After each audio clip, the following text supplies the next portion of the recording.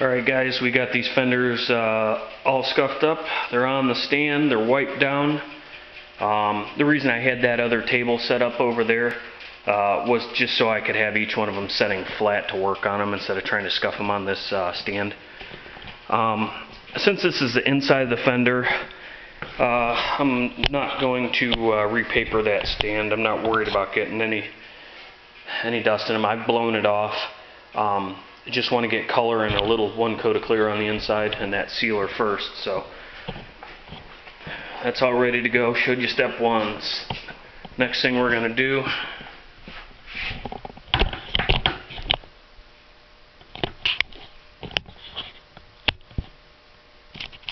yeah, that might be a little close.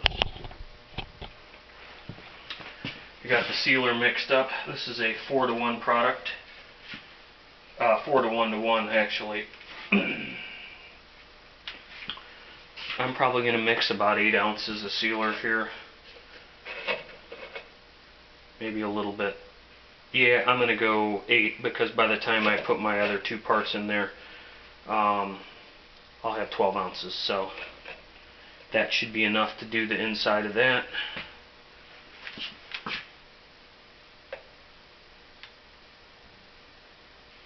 Notice I'm not even looking at the cup. What I'm looking at is the 8-ounce mark on the other side of the cup because I have a pretty good idea of about how much sealer it's going to take. And then we're going to read the column on the 4-to-1 scale, and that came up to just at the 7. So I'm going to put the hardener up to the next 7.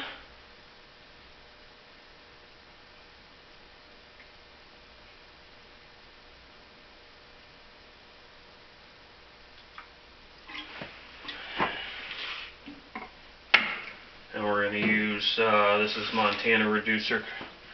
This is their 870 reducer, so we're going to put that up to the 3rd 7. We're going to mix it. We're going to put it in the disposable 3M PPS cup because I like that kind. And we're going to shoot it.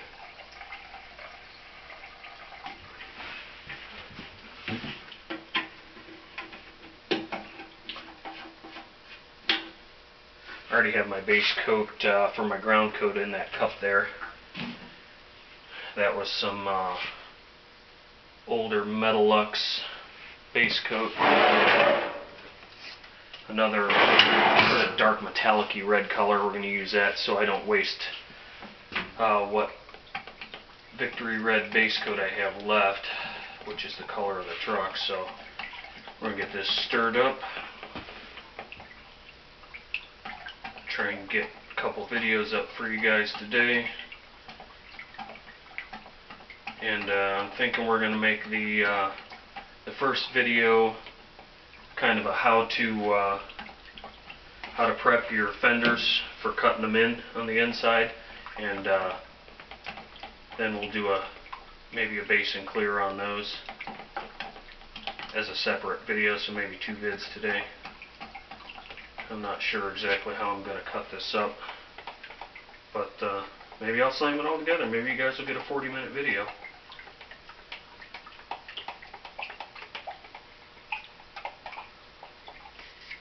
I want to make sure you kind of scrape the stuff off the bottom a little bit. This stuff's like water, so I know it's definitely thin enough to spray. Something else. For a little job like this, I like to use my touch-up gun on the inside of that fender because it's kind of a miser when it comes to material wastage. It doesn't really waste a lot of material. And when you're painting a fender like that, there's so many little areas to get into. I really don't want to waste a bunch of paint material. The sealer I could care less about, but the paint I don't want to waste. And I also like the way that little gun sprays, and I think a lot of you guys who've used a touch-up gun, I know Tom Duncan has the same gun, or had the same gun, and Pisser's got a touch-up gun that he'll shoot a whole fender with it because he likes the way it sprays, or at least he did before in the past. And I've done the same thing too, to be quite honest with you. But the neat thing about a small touch-up gun like this is the pattern isn't real big, but the atomization is real good. And the reason I believe that's true is most of these HVLP guns, they require a lot of CFM to run a real wide air cap, and this, because it has a smaller pattern, it doesn't require quite as much volume of air to run it, so you always have plenty of air to break up the material, and you don't have to run these guns at overpressure. A lot of guys will run an HVLP gun that's rated at 29 psi inlet pressure to achieve that 10 psi at the air cap. They'll run them at 35 or 45 pounds because they're not getting the volume of air through their air hoses or their piping system from their compressor, whatever the case may be. And I'm going to show you right here. I have one of these little orange pancake filters on here. I don't normally use one of these because they rob CFM and your air volume from your sprayable air that's available to your gun. But for this little gun, it's not going to really make the difference. I don't run them on the big guns very often. Sometimes I'll put one on a base coat gun, but you'll almost never ever see me have one of these on a clear coat gun. And we know we had some water problems the other day, but what was happening is we'll go out here and I'll grab a mask here real quick. Hang that up for a second.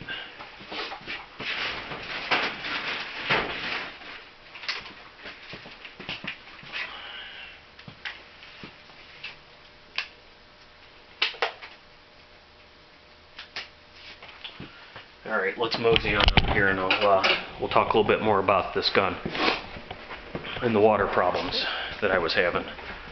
I'll get you guys set up here where I know we're going to be in the picture. Take the zoom out of it. I think you guys were zoomed in and couldn't see what I was talking about before because I think I had zoomed in on the paint mixing cup. These are the little pancake filters I was talking about that'll hog your CFM and your available air. Anyway, what happened the other day, even though I don't have much moisture in the line, first thing, the floor is really cold in here. So what ends up happening is even if there's a little tiny bit of moisture in this hose that comes through, it condenses because the air hose is laying on a freezing cold floor that's only about 40 degrees. And the air temperature in here is 75. So whatever air or moisture doesn't get pulled out through my final toilet paper filter is still getting into this hose a little bit. And that's what happened. And it wasn't that water was spitting through the gun. What happened is this air coupler leaks air just a tiny bit, and I've got two more of these on order for both my air hoses, and because it's constantly flowing air through it, it would build up a little bead of water on the end of it, and I must have, when I had it plugged in, it must have broke the seal just a little bit and cocked it, and it sprayed a little air out and it blew that water on the panel. That's what happened. So without further ado, we're going to get some sealer on this. I'm going to do a couple test patterns here on the wall, and I know a lot of guys don't understand how to set up a spray gun, or they think it's voodoo. It really isn't. Pretty much a lot of it is, there's no magic to it. The magic's in the air cap, right here. Fan control all the way open unless you're painting something really small. But you'll take it and you'll do a trigger pull, but only just to let air through. Let me stand on the other side here. Make sure you guys can see me. So we'll do a trigger pull just to let the air through, and we'll adjust this regulator. Inlet pressure on this gun is 29 pounds is what they recommend. With the sealers and the real light bodied products, you don't always need quite that much. So we're going to go a little bit lighter. We're going to go about 24 because I'm not cutting the fan down on this. And with the HVLP guns, and any guns, they kind of tell you about a hand's width away for your spray distance, and that doesn't really work for me. Some guns it will, this gun it will, but the guns with the bigger fan that are HVLP, I tend to find myself closing in on the panel and moving faster instead of staying 8 inches away and moving real slow with the gun. You can make an HVLP gun a little bit faster by closing in on your panel, but you don't want to get too close Because if you have the air pressure turned up, what's going to happen is the pressure coming out of the air cap, putting the paint on the panel, is going to actually blow it away and cause a lot of bounce back for you and things like that. So I want to just show you this real quick. Air cap's on there crooked, we can already tell that. Let's try this again. You kind of do a on-off motion and see how your delivery is, and that's plenty wet. One thing you can do if it gets real dry around the edges of your pattern, you can either close in and reduce your spray distance. You can cut the fan down a little, but I don't recommend cutting the fan way down to make up for getting a little bit of a dry edge. I would recommend either taking your air pressure up or down, mess with that a little bit and see what works. But the key to this, guys, is consistency. Always be consistent with how you spray. Try and get your gun adjusted to where you like the way it sprays. It seems like it atomizes pretty good. Like that. You want fine droplets, and adjust your technique, whether it's spray distance, whether it's speed, or both. That is where the magic is. The air cap and your technique. Getting the gun set up right is a lot of it, but it's not always the case. It's not always the problem. The problem is usually people learning how to paint because they've painted with spray cans before, and that's kind of where we're going to leave that. It's just hard. It's not super easy to learn, but once you get the hang of it and start adjusting your technique, you'll get it figured out pretty quick. And then it'll just be sort of tweaking that. Now, I haven't masked the back of these fenders. If I get some overspray on them, they're going to get sanded because they need body work. So I'm just going to get in here and get it done.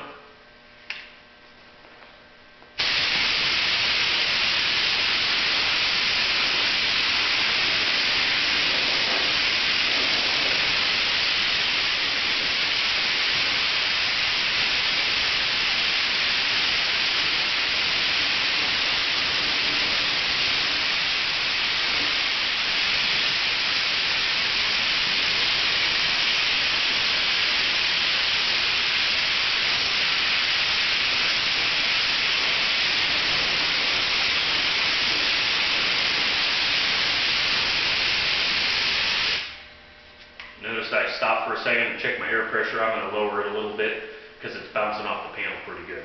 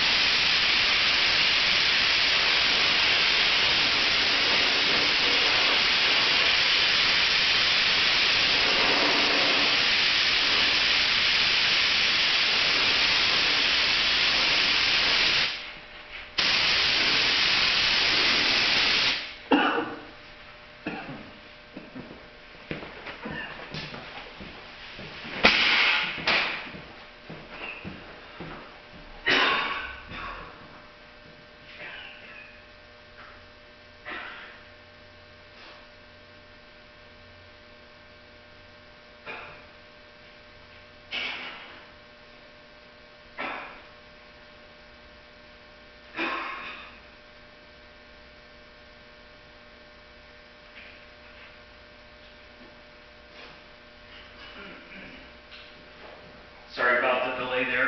My sinuses are draining and I started coughing. I had to stop and get out of here and take my mask off.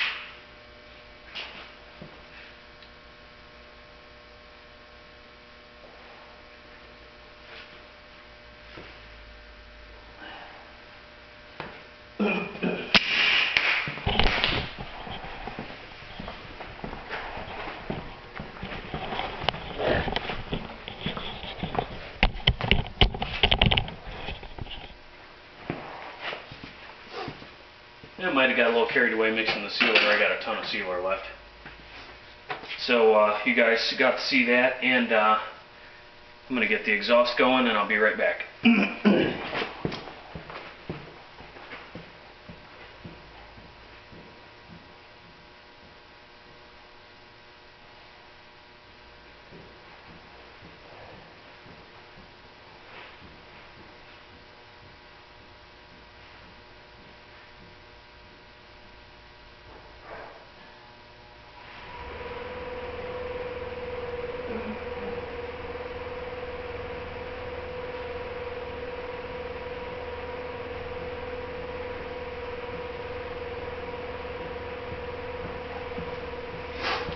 Alright, I'll take you guys off the stand and take you back out there. I don't know why I forgot to turn the exhaust on, but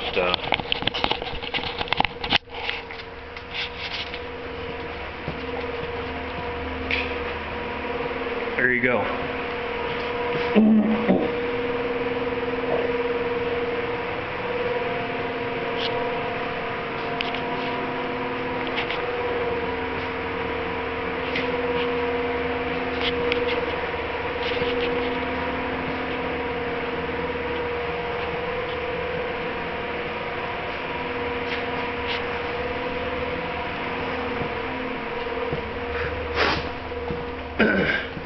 Alright, so no runs. And I like that kind.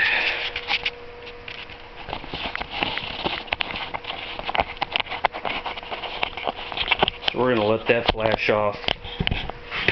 Probably a half an hour. I'm going to crank the heat again. This particular one is 20 to 30 minutes at 75, but we're not 75 anymore. We're about 70.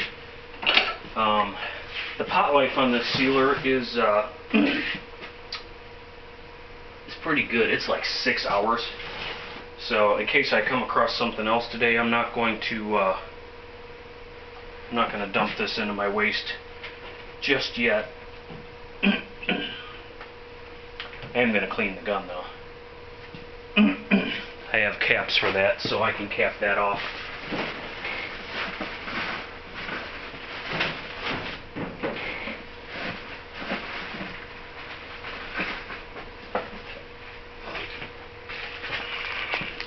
When you buy the PPS cups, they give you these little plugs, so we'll just stick a little plug in that and let it sit there, and if I don't need it anymore, it'll eventually kick off and it'll be ready to dispose of properly.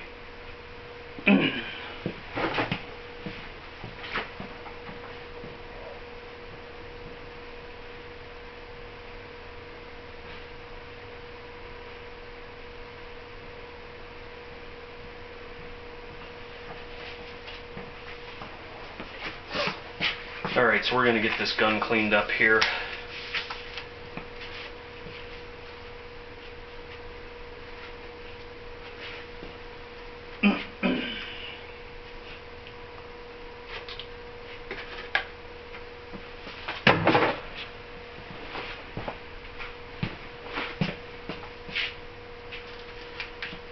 I use this XXX gun cleaner. Put a little bit of thinner in there. Pull the trigger and let it squirt out. This is my garbage cup. And the way I dispose of this stuff, you let it sit on the bench long enough and the solvents evaporate out of it. So you're not aerosoling them. You used to be able to fill your cup with reducer, lacquer thinner, whatever, and spray it out. And that did a pretty good job of cleaning guns, but the EPA doesn't like that kind, so we don't do it that way anymore.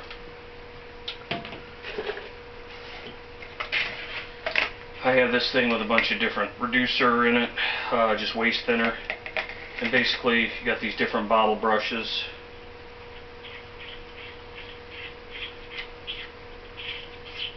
I try and clean out just a little bit before I disassemble.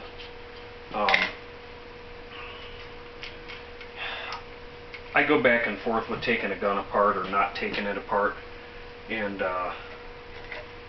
it seems like as of late I've been disassembling them because it doesn't take that long and I'm not pressed for time.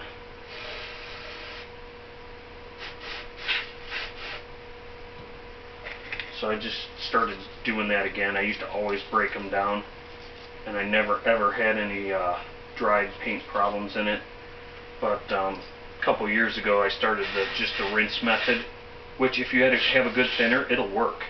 But some of the thinners, man, are just junk.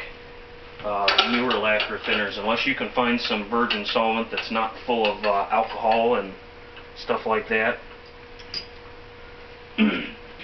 First thing we're going to do is we're going to screw out the fluid control adjustment knob, take that and the spring out, pull the trigger, pull the needle out. I'm setting that in the thinner. The next thing I'm going to do is, here's the wrench, put that on the tip, and I usually put it down between my knees and try and hold that wrench square on there. This shouldn't be stupid tight, but it should be pretty snug. Because if you slip off of that fluid tip and peen the end of it over, it's junk.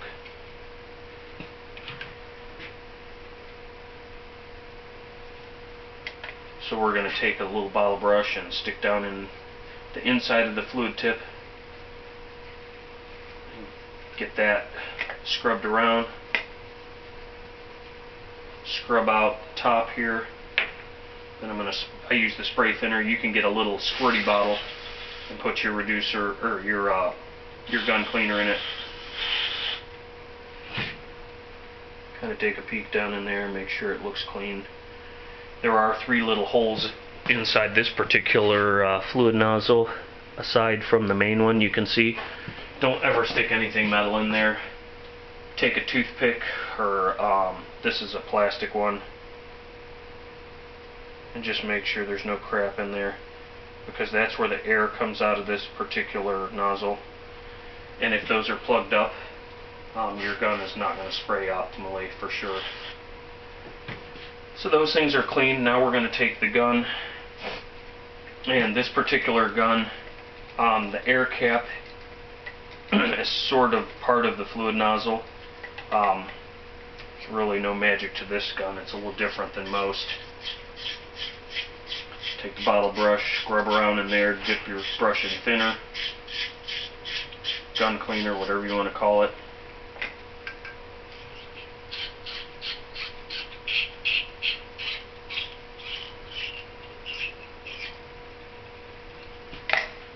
And then we're going to spray some in through my adapter here. If you have a cup, I would take the cup off to clean it if you're going to break the gun down and do that procedure with the cup.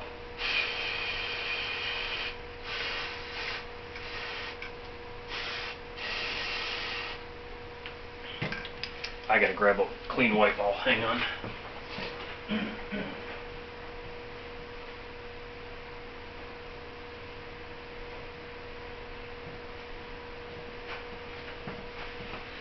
Okay, so I don't ever soak these guns, like the gun body.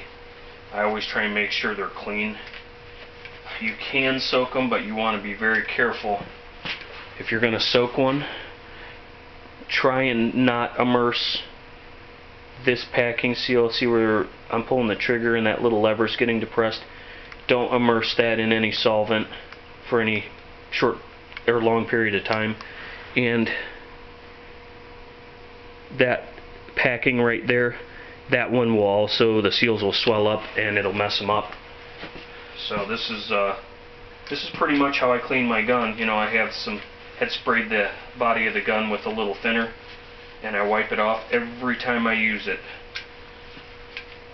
It's just the way I am. I'm not in a production situation where I use a gun wash system, you know, put it in a power gun washer and go to the next job.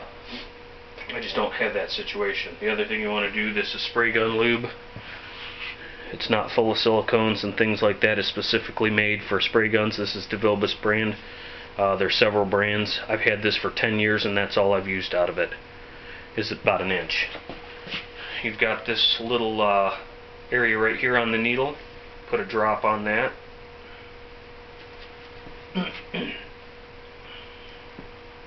I'm going to set that up there because I haven't put my fluid needle in. Another thing you can do is blow this out with compressed air. When you're done, dry it off. I do sometimes. not very often. Just watch your eyes when you do it. Have safety glasses on if you're going to use compressed air with something that's been soaked in solvent. That's a quick way to mess your eyes up. So we're going to tighten it just a little bit. This one has a little plastic ring that goes behind it, so I don't want to break that. Okay, we're going to put the needle back in. So we feed it through there gently. You don't want to force it. If you bend this needle, you're, as somebody likes to say, Wolfgang stuck. And I like that. I think that's funny. So you're screwed if you bend that needle. You're buying a new needle. Now we got the adjuster knob started in there. Pull back on your trigger and tighten that adjustment knob for fluid control until you feel it just start to lift the trigger. Stop. You're done. Some people do this, some people don't. I'll put a drop of just a teeny bit of lube on the threads for the air cap. Again, that's a personal preference thing. It does, because this stuff is spray gun friendly and paint situation friendly, it's not going to cause you any trouble. Don't use Marvel Mystery Oil, don't use motor oil, don't use PB Blaster, use spray gun lube. Okay, last thing that gets lubricated